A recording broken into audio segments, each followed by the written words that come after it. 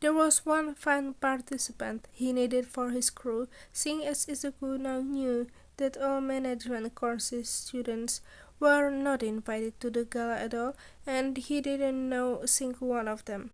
Natsume would almost certainly be perfect for what he would have needed a management student for anyways. But for now, all he needed was one final person to take from Class 1B. A person who didn't only have a versatile quirk, but someone who could fill the role he desperately needed to fill most. A person on the inside. So he needed someone with superb acting skills, ambition to do both what was right and to prove themselves, and who would actually be able to work with them. Izuku knew one person who fit every qualifier except for the last, but even though Neida Monoma would be an amazing addition to his team, it was hard to think of the other as ever becoming a willing partner to someone from 1A, which just utterly sucked, as Copy was such an amazing quirk, and literally nobody would ever expect the other spy for a 1A ruffian like him. But that also begged the question of just how he would actually be able to convince the boy to go along with his own plans. Hesitantly, Zuko wrote the other's name down on his list. As he browsed through the files of the other 1B students, his heart only sank lower. Izuku had browsed the internet for footage of every UA Year 1 student he could look back on during the sports festival, and just far too many of 1B were just too recognizable. And the ones that weren't, he didn't exactly see too much from them that he could really use, quirks or no. In fact, a lot of them just had the problem that they relied too much on their quirks for Izuku's taste. Monowa was looking to be the most likely course of action from his end. So the question remained, just how could he recruit the other? Neither Monoma had been having a good day. He'd spent home having fun conversation with Shoda and Shishida, who he didn't normally get the chance to speak to, and they proceeded to eat lunch together with Kendo and Tetsu in cafeteria. Other than that, however, class had also been great. Modern literature with Cementos had gone swimmingly, and multiple choice quizzes they were given in two classes had been the exact same test, so all the classes needed to do was to learn from the last. Midnight's announcement had been great as well, like practicing for their future career, and admittance to one of the greatest events in what would be the Japanese history was mind-boggling. It would be such a cool experience for his classmate as well. Finally, they get a chance to shine where 1A had all along. Heroes would finally understand just how cool his class was. It was nearing the dark as Monima continued his short walk around UA grounds alone, and it was during this time that his day changed from good to not the greatest. A shock of green hair was approaching from a distance. Monoma squinted to peer in through the darkness, but he could barely make anything out as the figure kept up a light jog. But slowly and surely the figure came closer, and it wasn't until he realized the figure was actually full on sprinting in his direction rather than just jogging before the other person bumped into him at full speed. "Oh, I'm so sorry. I didn't mean to knock you over." Monoma winced, rubbing his head a little as he opened his mouth to speak. "No, don't worry too much about it. I veered off into the running path, even though I was just walking and you were." He halted and suddenly, with clarity, looked up to who'd bumped into his side. Izuku Fudging Midoriya stood above him with a concerned expression over his features, all while holding out a hand as to help him up. Monoma felt his face steadily gain a blush, and he abruptly slapped the hand away. Shooting up to his feet and puffing out his chest with an over-the-top laugh, Monoma sneered at the Class 1A idiot and planted a foot down, not too dissimilar to a stomping motion. I mean, of course, the 1A show hog would bump into a general nobody like me. I should be thankful that I have even been graced with your presence, shouldn't I? Something was off. Midoriya wasn't acting the same way anyone else would normally react to his taunting, and he certainly wasn't acting the same way he had when Monoma had bumped into him in the school cafeteria. No, instead the other was staring at him, something almost akin to a smile darting over the other's lips. And reacting like this did not fit in with how Monoma had already deduced the student's personality to be like. Puffing out his chest even further than it had been pressed out before, he sneered even harder at Midoriya. A slight tremble of his hands was hidden behind his back so that the 1A Hellion didn't spot any weaknesses. And what's wrong with you, eh? He said with a glare, jabbing his finger to poke the boy's chest. And wow, why was Midoriya so ripped it was like touching Tetsu? Are you making fun of me? Midoriya only blinked, however, and then brushed away Monoma's finger. The soft smile still held his features as the boy cocked his head to the side. You know, you are really cool, Monoma-kun. He blank screened. What?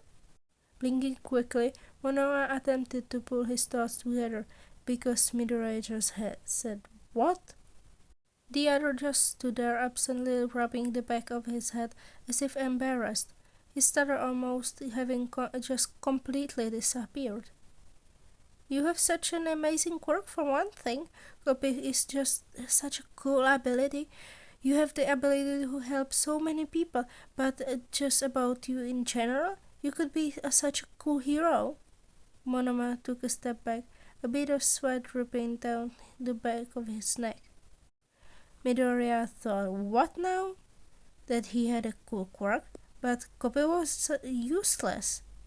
It relied only on the people around him like he was a leech. And what was that about his personality? But Midoriya kept going on, taking steps towards Monoma as the sun quietly set. You are so caring about your class. I mean, I don't appreciate how rude you can be to Class 1A sometimes, but in the end, it's just because you really do care, right? 1B is lucky to have someone as kind as you are, and smart too. I saw your class rankings after the final exam. Congrats on getting top 5. Monoma kept taking a step back, but every step he took, Midoriya would take another, and soon enough they were face to face. His hands shook violently now, and his back was pressing against the large tree trunk as Midoriya beamed in his face. For once, he was lost forward. What do you want? Midoriya only grinned wider, his eyes gaining a soft gleam to them, finally taking a step backwards, allowing Monoma to finally breathe. I want to save the school, Monoma-kun, and I think I need your help. Save the school? What sort of insane plot twist was that? Letting out an unfortunately unsure snort and grabbing at the edges of his jumper, Monoma scowled shakingly at the Class 1A member before him. Why would we need to be the ones to save you, eh? We are a school for heroes after all, and if there were any real danger, then the teachers would protect us. The OSJ, the camp, Izuku and Honuki lying there, he was useless. Why couldn't Vlad let him out to fight? And why would there be any danger in the first place? Midoriya only shook his head, a sudden look expressed over his face. But Monoma-kun, this is a chance.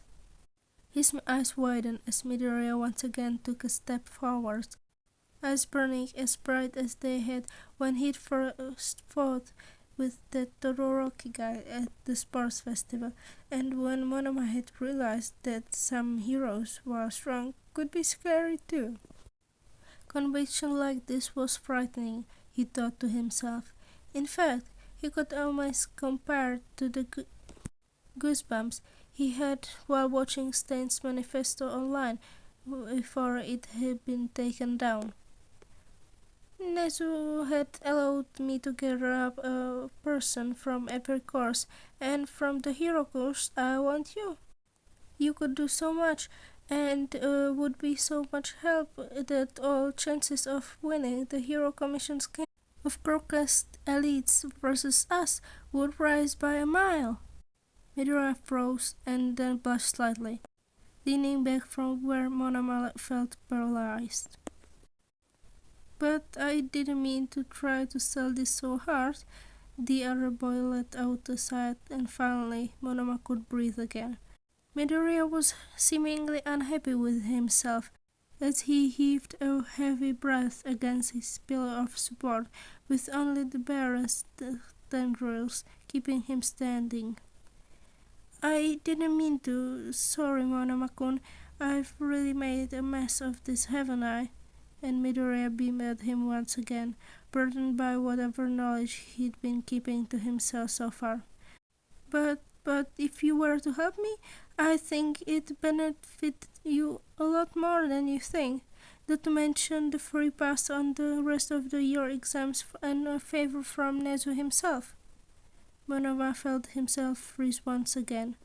But while his mind continued to race, Midoriya simply took several steps back before beginning to stretch as he simply taken a 2-second break from his sprint, and now he was preparing to go off again. But no matter what, it's all your choice, Monoma-kun. You can go to the gala yourself. The blonde couldn't help but stare utterly flabbergasted at the other who stood before him. Midoriya stretched as he spoke with such utter conviction, such determination, that even Hinata Monoma was feeling himself get swept away.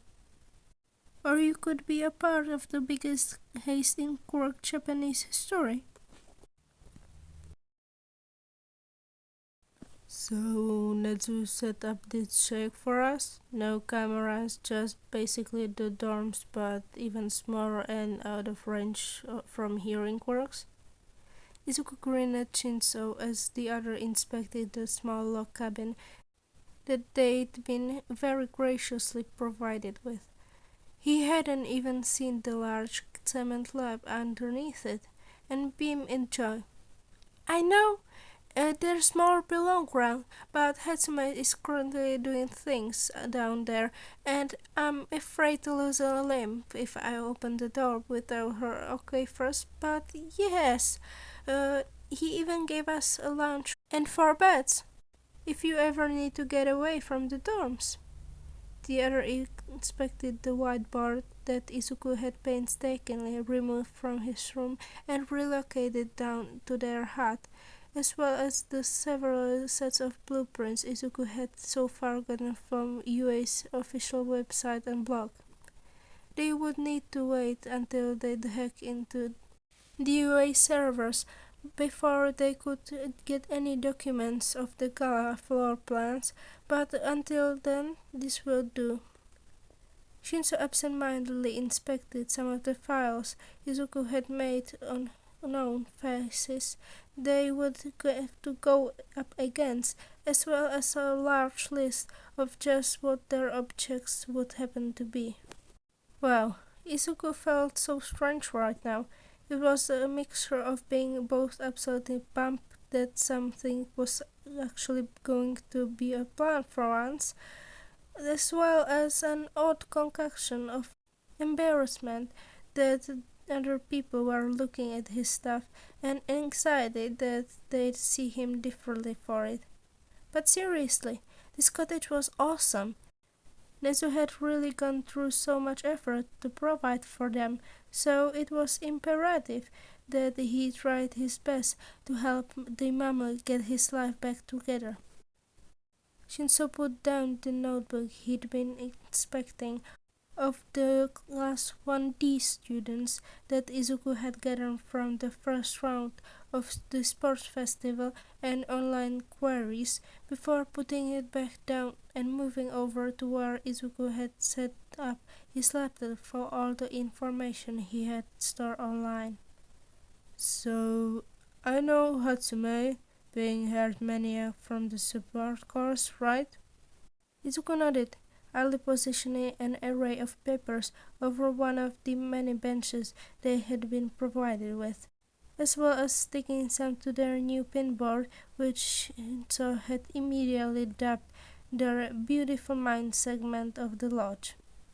Yes, Hatsume is just very, eccentric, just to say the least. Shinzo hummed and moved closer to the laptop screen to peer at whatever was showing on it. So, who's our final member? And with perfect timing, the doors to the shack let out a loud crash as someone walked inside. Shinzo flinched in shock, and Izuku jumped and let out a rather unheroic yelp of terror.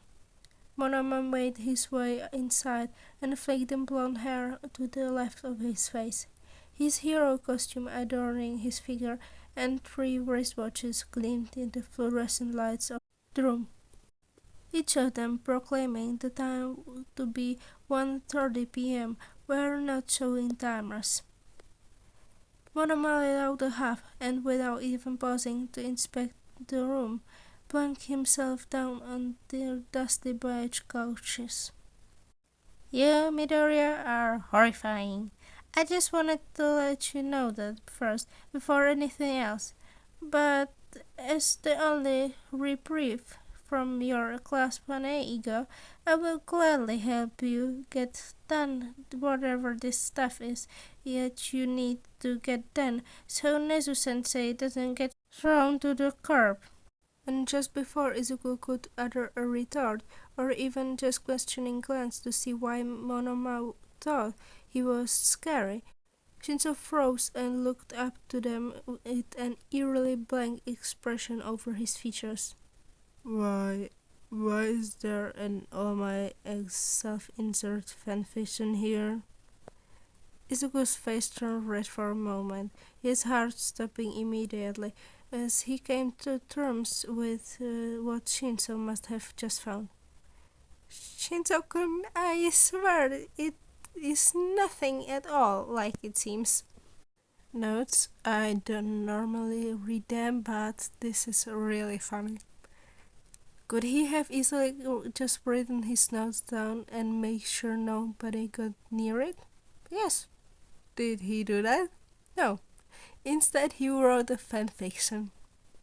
So this was the second chapter of this fic. I really love this.